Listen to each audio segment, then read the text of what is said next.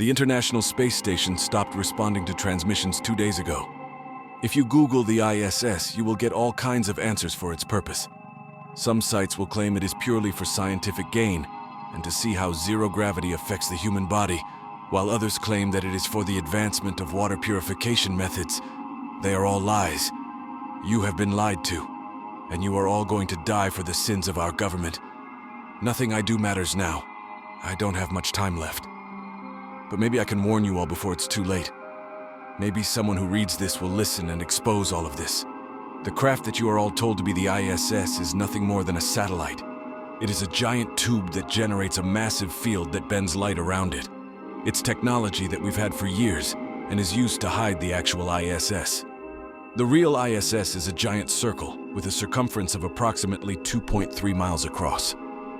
Its main body is a white tube that rotates at such a speed that it creates downforce that mimics the gravity of Earth for those on board. This allows the staff to walk around, drive, and even sleep just as they would on Earth. The purpose of such a place is to hold anything too dangerous to be kept on Earth. Viruses, bioweapons, and even alien life. Anything you could think of that you wouldn't want on Earth is up here, and I used to work with them firsthand. When I got the opportunity to come here, I was ecstatic. It was the definition of the opportunity of a lifetime, and after getting all of the necessary clearances, I was shot into orbit along with my fellow colleagues Anna Woodman and Jackson Price. Anna was an amazing woman. We quickly became friends and bonded over our mutual love of science. We both thought that we were on the front lines of human progression. We would be in history books for what we accomplished. And when we arrived at the station, that was the dream we were sold. They started us off on smaller projects. Simple things like testing how alien life interacted with earthly viruses and bacteria to see if isolating their antibodies to potentially create new cures was possible. But the longer we worked here, the worse it became. Soon my experiments became darker. I went from making cures to doing the opposite, testing how botulinum toxins affected an alien's nervous system, or even testing alien parasites on animals and watching them slowly die as black fluid slowly secreted out of their noses. No matter how bad it truly got, though, I always had my beautiful Anna. Even when what we were doing seemed unforgivable, she always found a way to give me hope that what we were doing would forge the future for humanity. I quickly fell in love with her for it, and only a year later I would ask her to marry me. Even though we couldn't get married on the station, we'd planned to have a massive wedding when we got back home, and even buy a house. I looked forward to a bright future with her. That future, however, was nothing more than the dream I had whenever I first arrived here. Another in the long line of crushed spirits and apparitions that all came crashing down when our actions finally caught up with us. One day I'd gotten word that a new project was starting.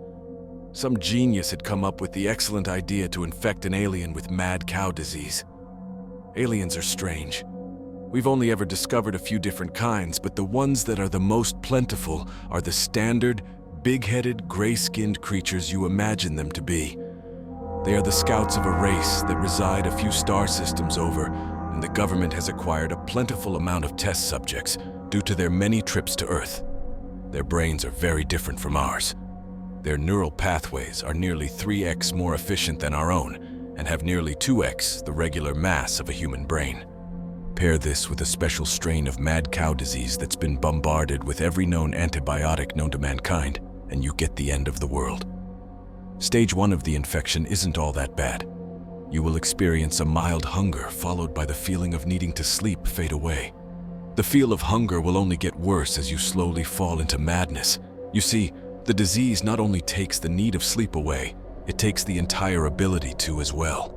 After 24 hours of not sleeping, the average human will begin to feel paranoia, and after 48, they will begin to experience minor delusions.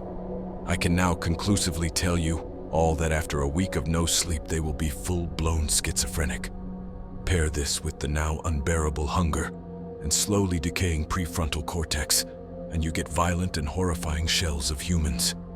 During the autopsy process of the alien's brain, there was a minor contact of fluids between one of the doctors. I heard that he'd accidentally cut himself with his own scalpel, and the fraction of a second was all it took for him to contract what is now dubbed Croatoan 15. From his mouth, The disease was able to make it into the water supply from a quick drink from a water fountain, and only 72 hours after infection, the entire station was in chaos, as everyone slowly began to lose the ability to sleep. The worst part is that they are not being controlled. This is not some parasite. It is contagious madness. The man I mentioned before, Jackson, now passes his time slowly making his way down the halls while calling out for help, and if he gets a response will viciously attack and devour the one who came to his aid, thanking them as he ripped their intestines out and gorged himself. My Anna was also not so lucky, and I wept when she asked me to end her life when she found out. She was one of the first ones to be confirmed infected, and I agreed to spend the last days we had left together locked in our room. She ate every last scrap of food we had, and when it came time for me to kill her, I couldn't. I slowly watched her change. The whites of her eyes became yellow, becoming bloodshot as her skin over time took on a sickly gray color. By the fourth day, her veins bulged from her skin and were a dark, blackened color. Her mind did not fare much better. She held out as long as she could, but she slowly devolved into paranoia. I did my best to calm her, and for a while my presence helped her through the worst bouts.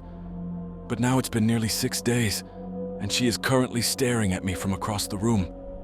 The power has been cut, and life support will most likely follow. Anna won't speak to me, and if I go near her, she will lash out at me verbally and physically, biting at me while sprouting nonsense about demons.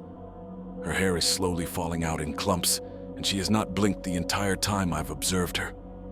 And now she just whispers to herself over and over about how hungry she is, and with all of the food gone, I know what she's thinking. I know she's gone, and in a way, this is my love letter to her.